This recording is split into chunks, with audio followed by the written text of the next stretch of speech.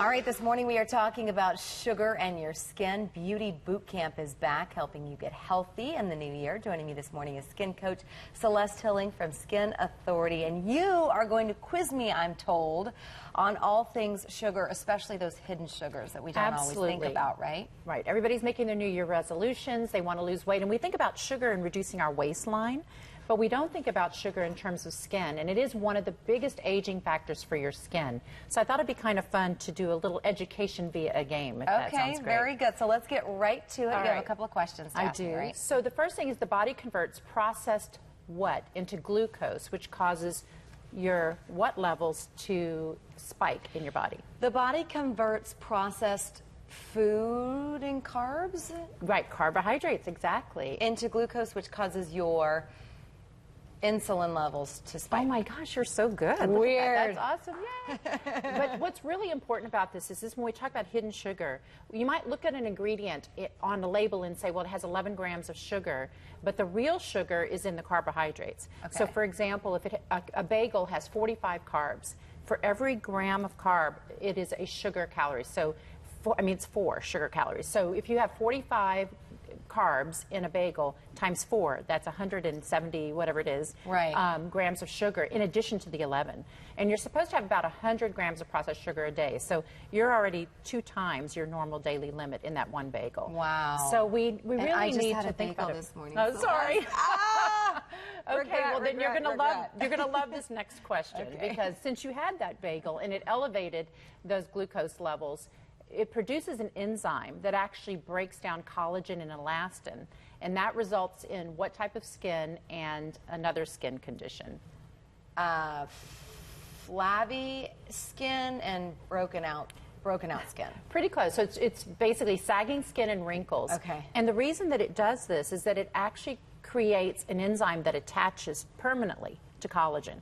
So it's forever. And so it basically eats away that collagen, which we want to firm the skin and to lift. And then the other thing is, if you continue to have spiked insulin levels for continued periods of time, I mean you're eating a lot of this hidden sugar, it can also cause conditions like acne and eczema. But also, if you continue that, you get something called insulin resistance, which manifests itself in lots of facial hair.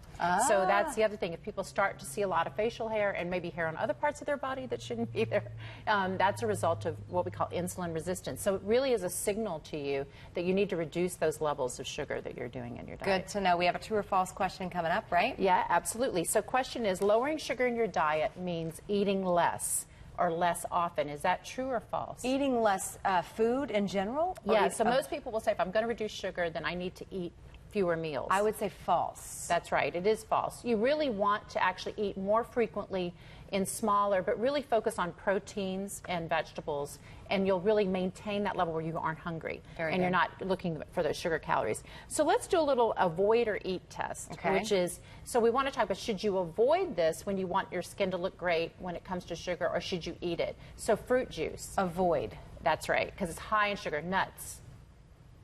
I'd say eat those. Okay, avocado. I'd say eat those. Absolutely. Ketchup. I say no. That's right. You were right on. So the ketchup and the juice are super high in sugar. You find that you will boost those insulin levels immediately, and you'll also want to eat again, like in 15 or 20 minutes. But boosting those levels, remember, attacks that collagen and weakens the skin. So you really want to avoid fruit juices and ketchups and things like that. So what we want to talk about is, what can we do as healthy options? The good ones, yeah. Absolutely. So brown rice is a great solution. You look at things, anything that's fiber-based. So I love broccoli and cauliflower, high in flour. But the other thing that's really great to think about with cauliflower is I make cauliflower tortillas. I use it as the base for my pizzas, so I can reduce and replace those wheat calories and those high carbs with something really healthy and full of fiber. And it's very easy to do. I see you smiling, but it literally, it's 10 minutes. I tried cauliflower and mashed potatoes. They're just not quite the same. I know, but you got to know what to add. So you can add things like Parmesan cheese or mozzarella cheese and give it some flavor. And also it helps hold the cauliflower together for you, which is great. Lean proteins, berries, of course. and good fats, which is what you talked about, the avocado, super great fats. So you know, we've always been taught that avocados are fattening. They have a high fat, but it's good fat. It's the good fat. What about the people that have sworn off sugar altogether? A lot of folks have done this for their New Year's resolutions. I'm trying to do less sugar. I'm not going to swear it off, but what do you need to remember? I think you know, one of the things you want to make sure is that you don't deprive your body of anything. So you do, natural sugars are good for you. What the rule of thumb is 100 to 200 sugar grams a day. So think about, you know, just measuring what you do every day. So for example, for me, it might be one day I do berries.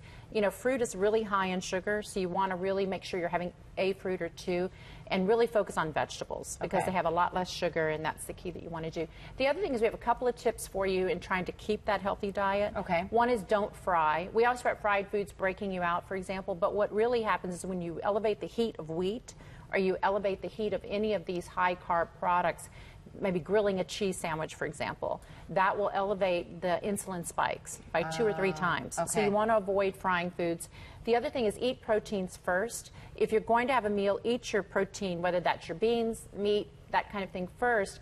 It doesn't spike your insulin levels, so that when you do eat the carbs and it starts to spike, you're not already spiked. So really eat the protein on your plate first. So when they bring you the bread at the table first, don't go there first. Or the tortillas or whatever with the salsa, don't do that. Right, so chips and salsa, bread at a restaurant, put that aside. If you want to have a piece with your meal, eat it with your meat or right after you have your meat, because then it'll help spike a little bit.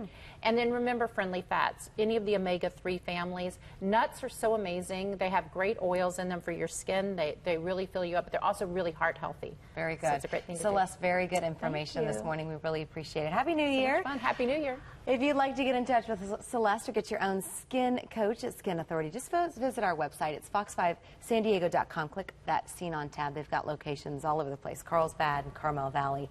Raul, I knew it was bad when I had, what was it? It was a chocolate chip bagel. I knew what I was doing, but now I'm like really regretting it. And the cream cheese. But there's still time. There's time to counter it. So if I heard right, so the chips and salsa before the, no? Put them to the side, eat the good food, Oh. and then eat them. You don't have to swear them off altogether. You're all right. I'll try. Thank you, ladies. Coming up here on Fox 5.